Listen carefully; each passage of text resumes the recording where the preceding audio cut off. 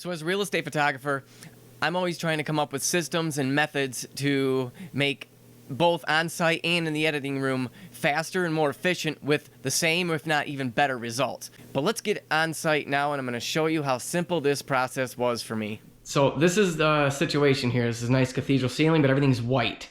And it's a little bit overcast, but as you can see that there is some sun now starting to peek through the window. But I'm going to show you how awesome this setup is running with this camera right on, or the flash right on top of the camera.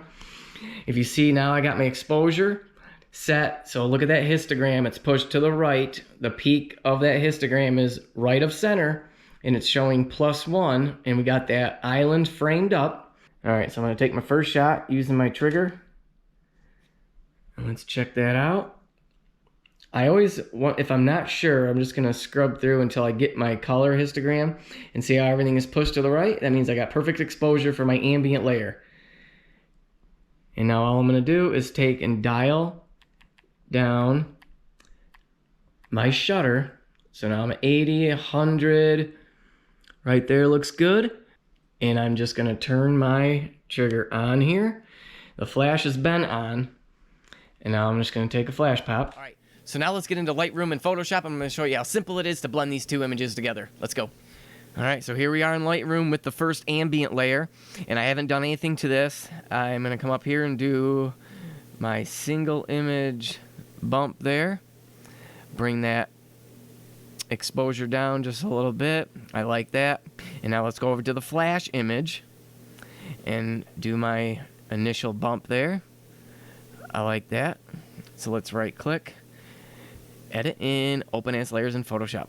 Alrighty, once you got both layers into Photoshop, I really love the way the ambient layer was lit. And we got our flash layer, it brings out the window a little bit more. So here's a real simple solution to this that goes quickly. Make sure your ambient layer is highlighted. Come up here to the opacity, and we're gonna just drop it to about 50%. And see how nicely even everything is lit here. So I want to pull that window back in because now we just reduced that to 50%. There's only 50% of the flash layer showing.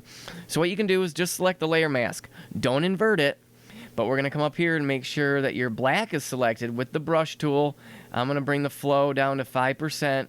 And now you can paint back in to your heart's content, bringing that window back in. We're just exposing the flash layer underneath. And there you go. That's it.